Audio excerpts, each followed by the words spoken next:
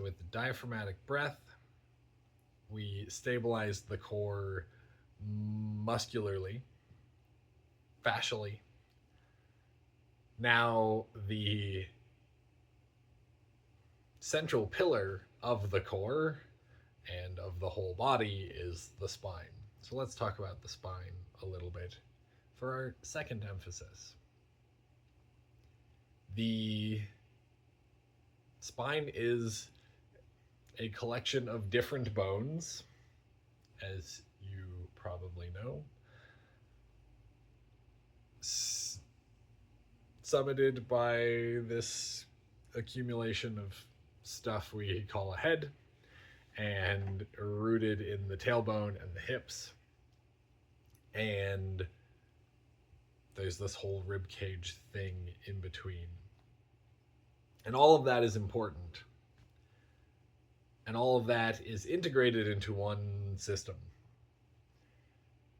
The stability and flexibility of the spine is the point of the emphasis, is how we're going to be attending to it as we move.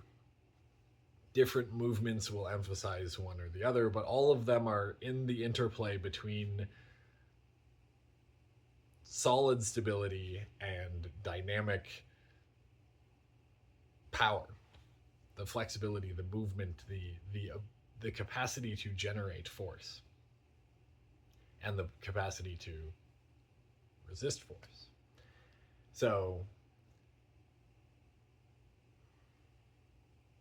there are different schools of thought as to what good posture is, and I think all of them get parts right and parts wrong, and this is my take, so take it cum grata salis. But there are people who say that a good S-shaped curve of the spine is ideal. And I think that's a great resting posture. Casually strolling, sitting comfortably, sitting in meditation, S-shaped posture is great. What it doesn't do great is resist or generate power well. So if you're even walking quickly, but definitely running, dancing, fighting, lifting, carrying, things like that, the spine needs to be able to move from that S shape to a slight arc, a bow, a spring. And that looks like tucking the tailbone, lengthening the lumbar, lengthening through the spine.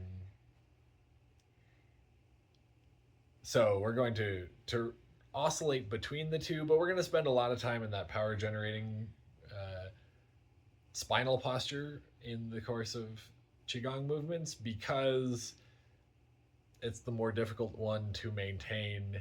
It's the more difficult one to do well. It's the one that you need to be functioning highly, because the other one is for relaxation, and that can also have problematic posture, but it's easier to maintain if you have some dynamic between the two. And that comes to the third school of thought when it comes to posture, which I like a lot and have caveats, is your best posture is your next posture, which is essentially saying that a good posture moves. A good posture has dynamic capacity to slump over and bend and twist, and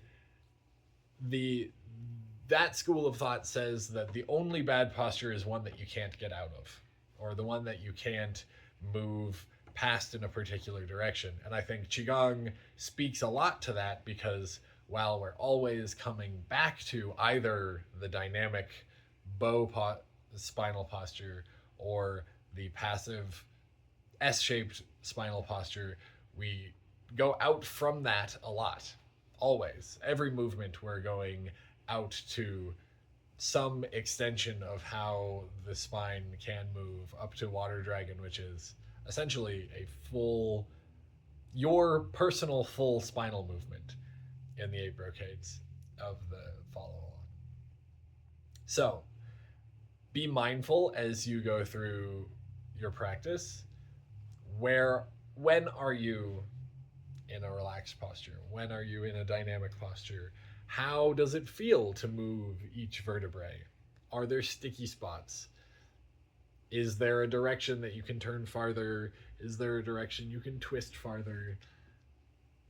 Going up, arcing the other way, the anti bow in breathing for lungs and kidneys, the extreme bow in breathing for lungs and kidneys, how that all integrates in Water Dragon.